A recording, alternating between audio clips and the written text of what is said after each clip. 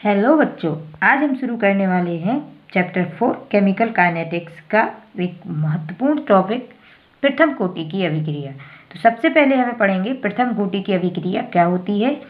जिन अभिक्रियाओं में अभिक्रिया की दर केवल एक अभिकारक की सांद्रता पर निर्भर करती है उन्हें प्रथम कोटि की अभिक्रिया कहते हैं। ठीक है, प्रथम कोटि की अभिक्रिया के लिए मात्रक क्या होता है? पर सेकेंड।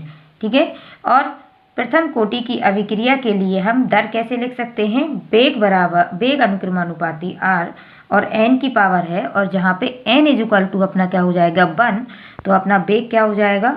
वेग is equal to k r, और 1 की पावर को लिखा नहीं जाता है, तो ऐसे हम इस यहाँ पे हमारा क्या आ जाएगा? वेग प्रथम कोटि की अभिक्रिया के लिए। ठीक है, अब आगे हमें करना है प्रथम कोटि की अभिक्रिया के लिए समाकलित वेग समीकरण। तो शुरू करते हैं। देखिए, किसी अभिक्रिया के लिए R से क्या बनता है? प्रोडक्ट बनता है। तो अभिक्रिया के लिए जैसे कोई अभिकारक है और कहाँ तक जा रहा है? प्रोडक्ट बना रहा है, तो अपना वेग क्या होता है? किससे अगर हम अभिकारक के पदों में लिखें तो वेग बराबर हमारा हो जाता है minus D r upon d T. तो इसको हम इक्वेशन नंबर फर्स्ट दे देते हैं। फिर वेग नियम के अनुसार क्या होता है? वेग नियम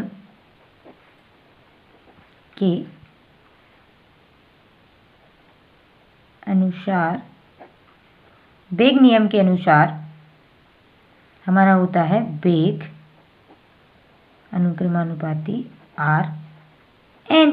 अब हमारी क्या है? प्रथम कोटि की अभिक्रिया है, तो यहाँ पे n इज इक्वल टू हमारा क्या हो जाएगा? 1 हो जाएगा। तो यहाँ पे आ जाएगा वेग इज इक्वल टू अनुक्रमानुपाती हटेगा तो क्या आ जाएगा? k, जो कि हमारा क्या है? दर स्थिरांक है, और यहाँ पे आ जाएगा r, और n की जगह हम रख देंगे 1। तो हमारा वेग इज इक्वल टू क्या हो जाएगा? k r, और ये हो जाएगा हमारा इक्वेशन नंबर सेकेंड। अब देखिए, वही वेग बराबर हैं, तो यहाँ पे हमारा दोनों क्या हो जाएंगे? जब LHS बराबर तो RHS भी क्या हो जाएंगे? बराबर हो जाएंगे। तो समीकरण 1 व समीकरण 2 से, ठीक है, तो यहाँ पे क्या लिख सकते हैं हम? D r upon d t is equal to k r. ठीक है, अब आगे देखिए, आगे हम क्या करेंगे? इसको पक्षांतर करेंगे ऐसे। देखिए, इसको यहाँ ले आएंगे और इसको वहाँ ले जाएंगे, मतलब त्रिक गुणा में। देखिए, माइनस डी आर वाले को नीचे ले, यहाँ पे हमारा आ जाएगा r, और यहाँ पे आ जाएगा के डी टी। ठीक है, और ये माइनस भी इस साइड ले जाना है, तो यहाँ पे आ जाएगा d r upon r is equal to minus k d t. दोनों पक्षों में क्या करना है? समाकलन करना है। तो दोनों पक्षों में समाकलन करने पर, ठीक है, अभी हमारा क्या है? R0 से RT तक हमारा वही लिमिट कहाँ तक जाएगी? R0 से RT तक, और टाइम हमारा क्या रहेगा? 0 टू, लिमिट क्या रखेंगे अपन? R0 से RT तक, और टाइम की लिमिट क्या होगी हमारी? 0 टू t रहेगी। ठीक है, अब हम आगे देखते हैं। जब समाकलन लगाएंगे तो यहाँ पे आ जाएगा डी आर अपॉन r, और लिमिट R0 से RT तक, और यहाँ पे क्या आ जाएगी? माइनस के को बाहर लेंगे और dt, तो 0 टू t। अभी हमें यहाँ पे पता होना चाहिए कुछ समाकलन के समीकरण, कि जैसे हम क्या रखते हैं? dx और 1 अपॉन x के लिए निकालते हैं, तो हमारा समाकलन क्या होता है? log n x।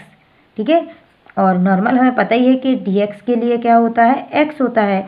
तो यहाँ पे dx के लिए dt है, तो dt का t हो जाएगा। ठीक है, और यहाँ पे माइनस के है, लिमिट हमारी वही 0 टू t रहेगी, और यहाँ पे क्या रहेगा? r, लिमिट रहेगी R0 से RT तक, और यहाँ पे r है तो log n r हो जाएगा हमारा। ठीक है, अब क्या करेंगे? वही upper limit minus lower limit करना है, तो आगे हम यहाँ पे कर लेते हैं।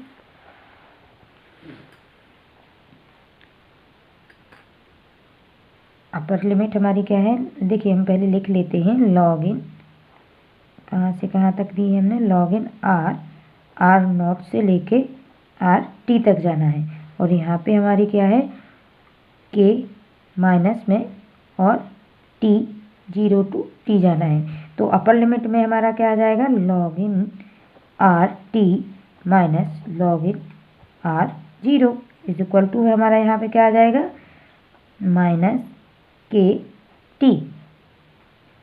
ठीक है, ऐसे हम इसको लिख सकते हैं। अब क्या है, देखिए यहाँ पे माइनस है, अगर हम इस माइनस को इस साइड लाते हैं तो हमारा क्या हो जाएगा, k t is equal to log in plus में हो जाएगा तो लॉग इन आर 0 और ये जो है वो माइनस में चले जाएगा तो लॉग इन आर टी, ये क्या हो जाएगा प्लस। कैसे, देखिए जैसे हम किसी भी माइनस का मल्टीप्लाई करेंगे तो ये माइनस और माइनस माइनस का क्या हो जाएगा, प्लस हो जाएगा यहाँ पे। तो इसको अगर हम पलट के लिखना चाहेंगे तो log in r 0 minus log in r T ऐसे लिख सकते हैं। और यहाँ पे के टी, और जैसे ही हम लॉग हटाते हैं, लॉग इन हटाते हैं तो हमारे लिए क्या आ जाएगा, 2.303 आ जाता है और यहाँ पे लॉग आ जाएगा। ठीक है, तो 2.303 और लॉग आ जाता है तो आर रहेगा और आर रहेगा। पहले हम यहाँ पे जैसे लॉगिन को आगे करते हैं, लॉगिन को आगे करते हैं और जब माइनस रहता है तो जो माइनस किसके लिए डिवाइड में आ जाता है, जब माइनस में रहती है कोई संख्या तो लॉगिन में, तो इसको ऐसे हम लिख सकते हैं। और जब लॉगिन हटाएंगे और लॉग लगाएंगे तो उसके लिए हमारा क्या आ जाएगा, लॉगिन इज इक्वल टू हमारा क्या होता है 2.303 लॉग। तो यहाँ पे हम क्या लिख सकते हैं, लॉगिन की जगह पे 2.303 r naught upon r t, log r naught upon r t is equal to k t. जैसे हम इसको क्या करेंगे, अब के को इस साइड लाएंगे तो क्या हो जाएगा हमारा, t is equal to 2.303 log r 0 upon r t, और यहाँ पे अपॉन में क्या आ जाएगा अपना, के आ जाएगा, क्यों, के को हम यहाँ से पक्षांतर करके लाए हैं। ठीक है, तो ये हो गया हमारा प्रथम कोटि की अभिक्रिया के लिए समाकलित समीकरण। प्रथम कोटि की अभिक्रिया के लिए समाकलित समीकरण हो गया ये यहाँ पे। तो इसको ध्यान से देखिए।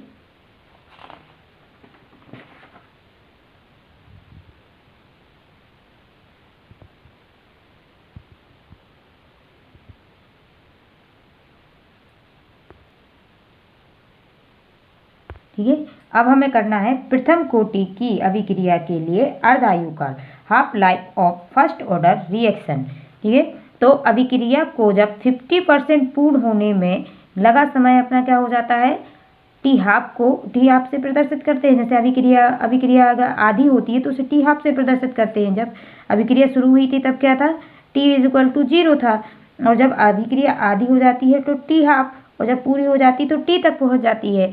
तो टाइम जब शुरू हुआ तो टाइम 0 था, तब अभिकारक की सांद्रता R इज इक्वल टू अपनी क्या थी, R नॉट थी।